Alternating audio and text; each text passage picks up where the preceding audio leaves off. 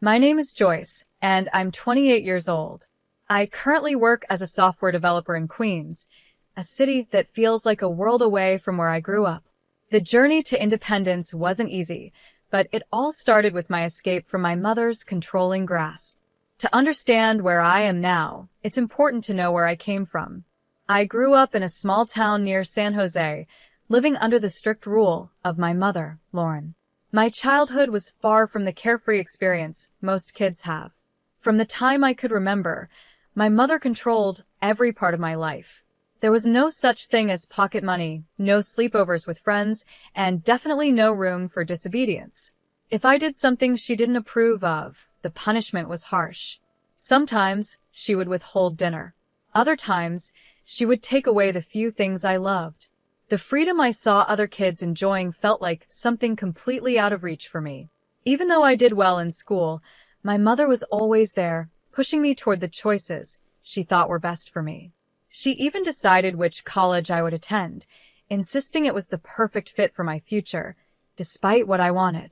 I dreamed of going to school in a lively city, but she insisted I attend a smaller college close to home. It felt like she would never let me out from under her control, no matter how much I wanted to break free. College, however, was where I first caught a glimpse of the freedom I craved. For the first time, I was able to make some decisions on my own. And after graduation, I grabbed the chance to move to Queens. I got a job at a well-known tech company, and for the first time in my life, I felt like I was living for myself. I found a small but cozy apartment not too far from downtown. It wasn't much, but it was mine, and that little space felt like a fortress of independence. Life in Queens was a refreshing change. I took delight in the simplest things: walking to work, choosing my own groceries, and deciding my own schedule. Those small freedoms meant the world to me after years of being under my mother's thumb. For the first few months, everything felt perfect. But then strange things started happening. It was subtle, at first random phone calls with no one on the other end, odd messages that didn't make sense. Nothing concrete, but enough to make me uneasy. I tried to brush it off, telling myself I was just being paranoid after years of overcontrol. Then one evening, there was a knock on my door. It was my neighbor, Mr. Paul. He's a graphic designer, a bit older than me, with a kind and gentle demeanor. He's always been polite whenever we crossed paths. "Joyce, can I talk to you for a minute?" he asked, his voice carrying a tone of concern. "Sure, Mr. Paul. What's going on?" I replied, feeling a small knot of anxiety form in my stomach. Doing my best to hide the nervousness creeping into my voice. Mr. Paul looked genuinely worried. "I just saw someone acting suspiciously near your apartment," he said, his brow furrowed. "I thought you should know. They might be trying to get inside." My heart started pounding. I hadn't noticed anything strange myself, but the thought of someone trying to break in made my stomach churn. "Are you sure?" I asked, trying to sound calm. It could have been someone just passing by. "I'm positive," he insisted, his tone firm. "I think you should check it out." With my mind racing, I unlocked my apartment door and stepped inside. At first glance, everything seemed normal, but my anxiety was through the roof. Just as I was about to take a deep breath and relax, something caught my eye: a purse sitting on the table. It wasn't mine. I knew that instantly. It was a sleek, expensive designer purse, the kind I would never buy for myself. It looked so out of place in my apartment. Panic gripped me as I quickly thought about calling the police, but then something stopped me. Inside the purse, I noticed a folded note. My hands trembled as I reached for it, my heart racing even faster. Slowly, I unfolded the note, and my breath caught in my throat as I read the words. "I'm sorry, Joyce. I had to come. I've been watching you. I needed to know if you were okay." It was from my mother. I stared at the note in disbelief. My mother, Lauren, had been in my apartment.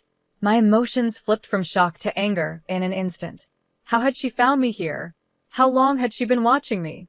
I felt a surge of betrayal course through me. My mind was swirling with questions when I remembered the purse.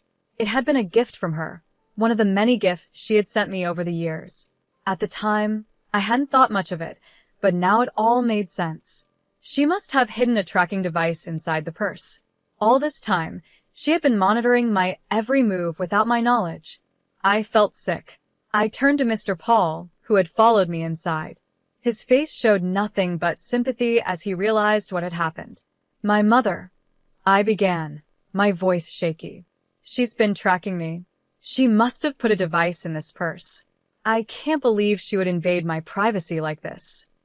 Mr. Paul's expression softened, and he gently placed a hand on my shoulder. I'm so sorry, Joyce. That's a huge violation of your trust. You don't deserve this. Tears welled up in my eyes, but I blinked them away. I need to confront her, I said, my voice gaining strength despite the turmoil I felt inside. She has no right to do this to me. In that moment, I knew I had to act quickly. This wasn't just a minor breach of trust. It was a pivotal moment. I had spent years trying to escape my mother's control, and now I was faced with the ultimate test. Would I let her continue to manipulate me, or would I finally stand up for myself and take full control of my life? A mixture of fear and determination filled me as I started making plans to confront her. I knew it wouldn't be easy. Facing my mother would be one of the hardest things I had ever done, but I had no choice. If I wanted to be truly free, I had to break away from her influence once and for all. The freedom I had worked so hard to build in Queens suddenly felt like it was slipping away, but I wasn't going to let that happen. This was my life now, and I needed to protect it. The discovery of the hidden tracking device had shaken me to my core, but it also strengthened my resolve. This was my chance to take control of my future, no more living in her shadow. With every passing moment, my anger and resolve grew stronger. I had escaped her once, and I was determined to do it again, this time for good. I couldn't believe Lauren had crossed such a line. My life in Queens was supposed to be my escape, my chance to finally breathe freely, far away from her overbearing control. But now, with her tracking me, it was clear that I was still tied to her in ways I hadn't even realized. Her presence felt like a cold shadow, reminding me that no matter how far I ran, she was always pulling the strings. The next day, I gathered all my courage and made my way to the address she had listed. She wasn't staying in some grand place, just a small, run-down apartment not far from where I had grown up. It wasn't luxurious, but it was enough for her. As I approached the door, my heart pounded in my chest. Every step felt heavy, burdened by years of frustration and pent-up anger. When I finally knocked, the silence that followed felt like an eternity. Then, after what seemed like forever, the door creaked open. "Joyce," she said softly, her voice carrying a mix of surprise and guilt. "I wasn't expecting you." I stepped inside, barely able to contain my anger. "You weren't expecting me?" I said, my voice sharp. "You've been tracking me with a hidden device, and now you're surprised?" Her face paled, and she shifted uncomfortably. "I just wanted to make sure you were safe," she stammered.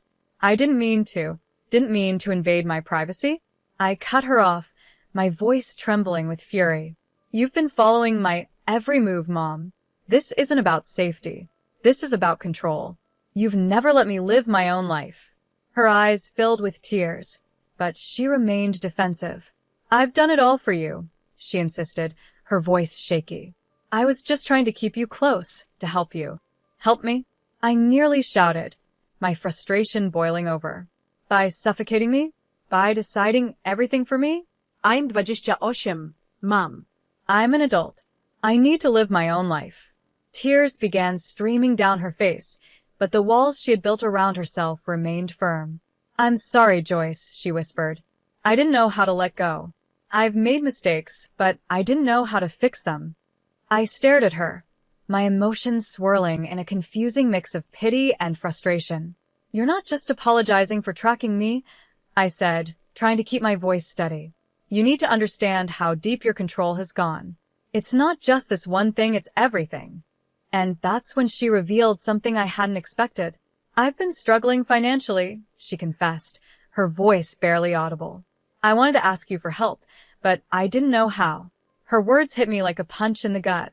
"You were going to ask me for money after spying on me?" I asked, disbelief and anger swirling inside me. Lauren nodded, her eyes filled with shame. "I've been in debt," she admitted, her voice barely above a whisper. I've spent more than I should have, and I thought maybe if I kept an eye on you, I could figure out a way to fix things. A cold rage built inside me. You've been spying on me to figure out how to get money from me? I said, my voice icy. That's despicable. You've manipulated and controlled me for years, and now you want to use your invasion of my privacy to solve your own problems. She tried to reach out to me, her hands trembling. Joyce, please, she begged. I didn't mean for things to get this way. I took a step back, feeling the weight of everything crashing down on me. All the years of control, all the time she had made me feel small and powerless, it was all coming to a head now. I wanted to scream, to yell, to make her understand the damage she had done. But instead, all I could feel was a deep, aching sadness. This isn't just about the money, Mom, I said quietly, my voice strained. It's about the way you've treated me, the way you've never let me be my own person. You don't understand what you've done to me. Lauren stood there, tears streaming down her face, but I could see that the defensive wall she had always kept up was starting to crumble.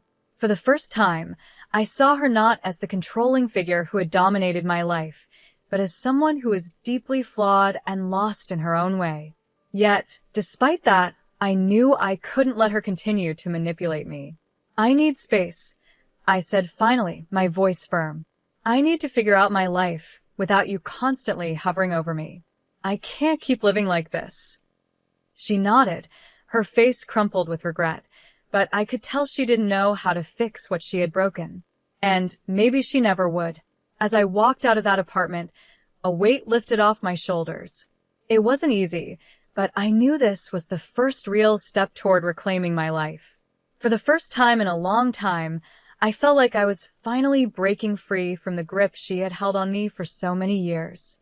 This wasn't just about privacy or money, it was about my future, and I was ready to take control of it once and for all.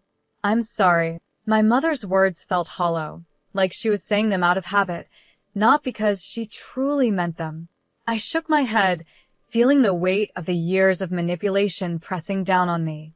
I can't do this anymore, Mom, I said firmly, my voice trembling with emotion. I can't keep letting you control my life, even from a distance. Leaving her apartment, a flood of emotions overwhelmed me: sadness, anger, and a strong sense of determination.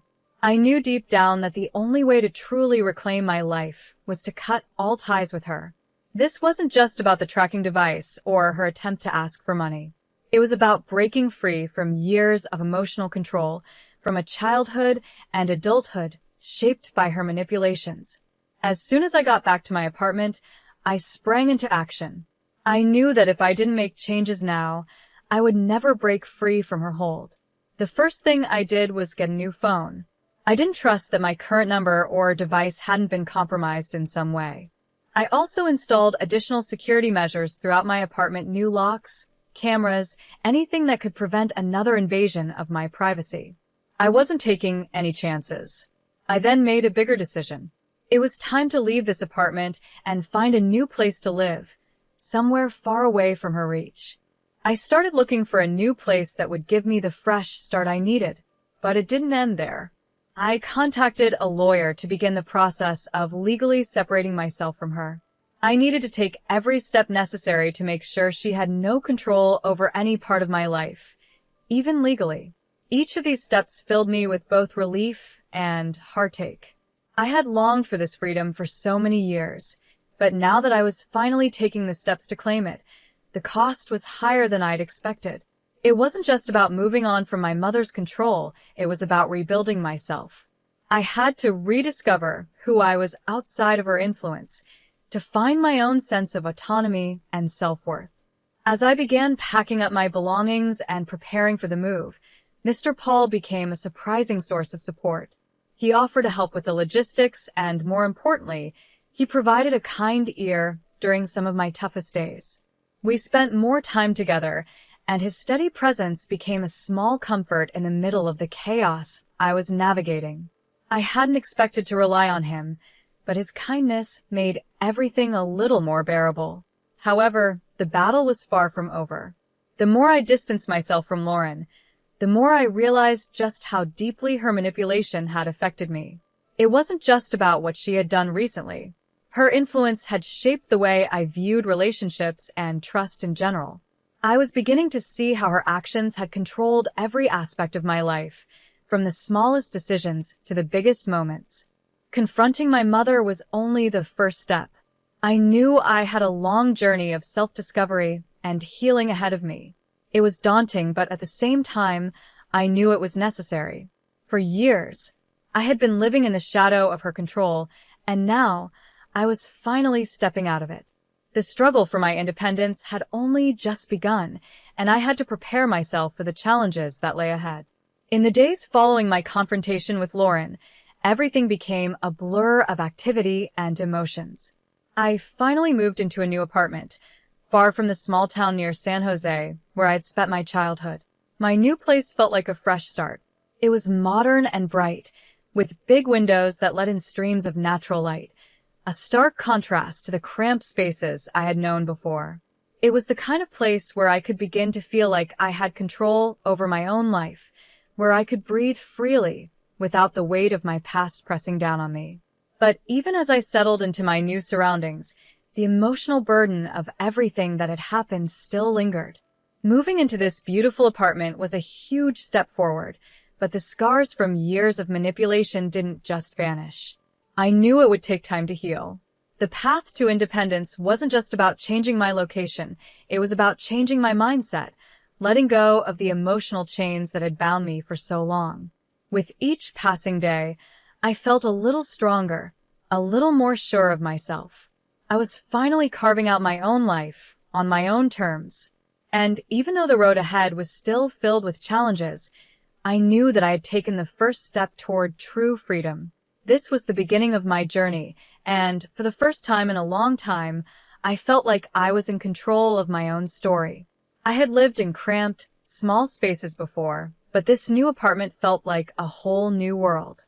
As I unpacked my belongings, I was filled with a strange mix of excitement and apprehension.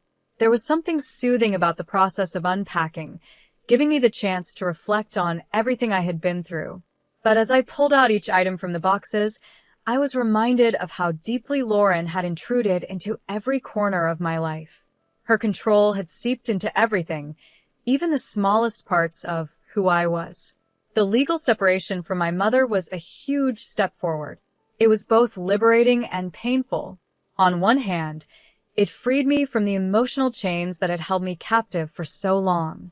But on the other, it was the final cut in our already complicated and strained relationship. The lawyer assured me it was a standard procedure, but to me, it felt like closing a chapter one had struggled with for years. This was the definitive end I hadn't been able to bring myself to make before.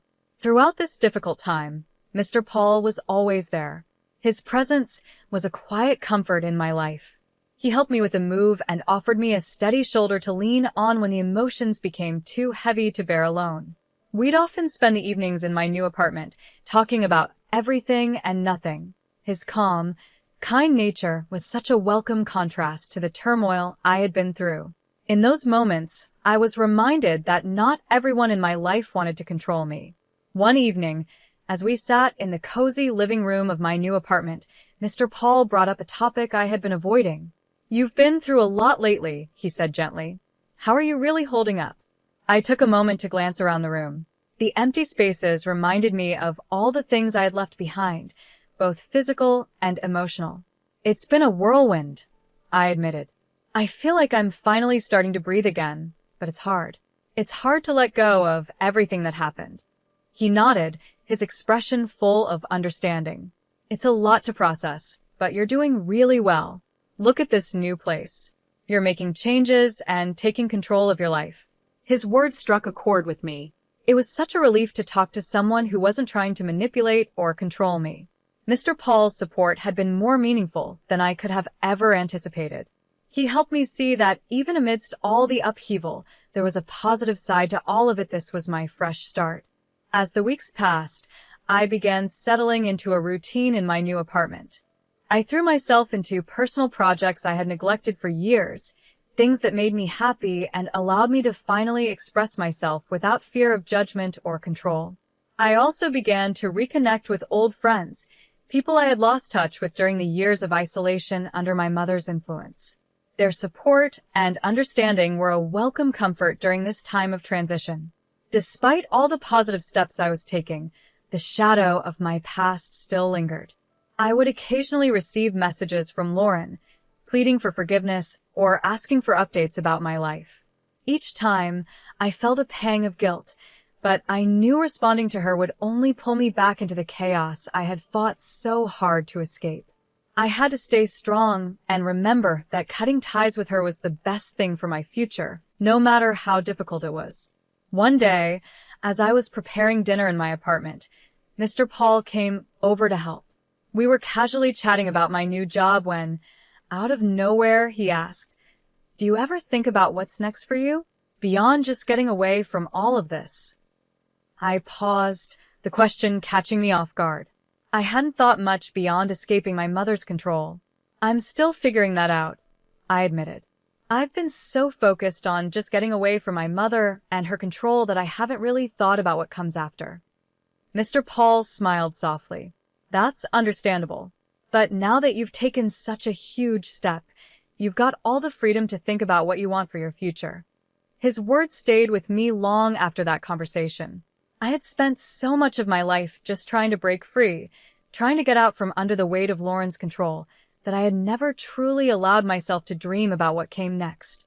Now, for the first time, I was in a position to do that. I knew the road ahead wouldn't be easy. There would be bumps, and there would be moments when I questioned everything. But I was finally in control of my own life, and that was something worth celebrating. The new apartment wasn't just a place to live, it was a symbol of everything I had worked for, of the independence I had fought so hard to achieve. As I stood in my new space, looking out at the city beyond, I felt a sense of calm wash over me. I was finally free to live my life on my own terms. The future was wide open, and for the first time in a long time, I was excited to see where it would take me. I hadn't really thought much about what I wanted my life to look like now. Mr. Paul smiled gently and said, "It might be worth thinking about what you want for yourself, not just what you're trying to escape. You've made such a big step, so what do you see for your future?" His words struck a chord with me. I realized I had been so focused on getting away from my past that I hadn't spent any time thinking about what I wanted moving forward. The idea of building a future based on my own choices was both exciting and a little scary. That evening, sitting alone in my new apartment, I started to think about the future. I thought about the kind of life I wanted to create, not just one without my mother's control, but one that was positive and meaningful. It felt like a new kind of freedom, one that came with its own challenges but also the chance for growth. I was beginning to understand that reclaiming my life meant more than just leaving my past behind. It was about building something new for myself. And while I knew the journey wasn't over, I felt a sense of hope and possibility that I hadn't felt in a long time. As the weeks turned into months, I began to feel cautiously optimistic. My new apartment was starting to feel like home, and I had settled into a routine. I had been focusing on my personal growth and reconnecting with old friends. But there was still one thing left unfinished. My final confrontation with Lauren. One afternoon, as I was enjoying a quiet cup of coffee, I got another message from her. It was similar to the others, asking for forgiveness and hinting at her financial struggles. I stared at the message, feeling a mix of anger and sadness. It was clear she still wanted to reach out, but I had made up my mind. I couldn't let her back into my life. By this time, Mr. Paul had become more than just a supportive neighbor. He was now a true friend. We had regular conversations, and I found myself opening up to him in ways I hadn't expected. One evening, while we were cooking dinner together, I decided to tell him about the message. "I got another message from Lauren today," I said, trying to keep my voice steady. "She's still asking for money and saying she's sorry. I don't know what to do." Mr. Paul looked up from the stove, concern written on his face. "You've already done so much to protect yourself. Maybe it's time to think about what's best for your own peace of mind." I nodded, feeling a mix of relief and hesitation. I've been thinking about that. I know I need to completely let go, but part of me still feels responsible. He placed a hand on my shoulder gently. "It's normal to feel that way, but remember, you've done all you can. Sometimes letting go is the hardest, but also the most important step. The next day, I woke up knowing that I had made my decision. I made up my mind and wrote a final letter to Lauren, clearly setting my boundaries. In the letter, I told her that I wouldn't respond to her messages anymore and that any attempts to contact me would be ignored. It was a firm but respectful goodbye. As I sealed the envelope, I felt a mix of sadness and relief. It marked the end of a difficult chapter in my life, but it also showed my commitment to moving forward without letting the past weigh me down. 10 days later, I had another heartfelt conversation with Mr. Paul. We were sitting in the park, enjoying the cool autumn breeze. He was quietly watching the leaves change colors when he turned to me with a thoughtful look. "Joyce, you've been through so much, and I'm really proud of how far you've come," he said softly. "But I've also noticed something else. There's a light in you now that wasn't there before. You seem more at peace." I smiled, feeling a warmth inside that I hadn't felt in a long time. "Thank you. It's been a long journey, but I think I'm finally starting to find my way.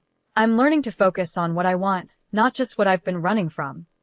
Mr. Paul smiled back, his eyes full of kindness. "It's wonderful to see you like this. And I'm here for you, whatever you need." His words stayed with me long after we said goodbye. I felt a new sense of hope and determination.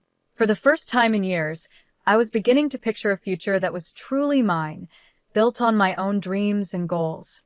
As the year came to an end, I took some time to think about all the changes I had made. My life was still a work in progress, but I no longer felt trapped by my past or by my mother's control. I was learning to make my own decisions and embrace the possibilities ahead of me. One evening, while sitting by my apartment window, watching the city lights, I thought about everything I had gone through. I felt both proud and relieved to know I had come out stronger on the other side. There was still some uncertainty about the future, but there was also the exciting promise of new beginnings. In the end, breaking free from my mother's influence wasn't just about gaining independence, it was about finding my own path and having the courage to walk it. As I looked toward the future, I felt at peace knowing that, for the first time in a long while, I was truly in control of my own life.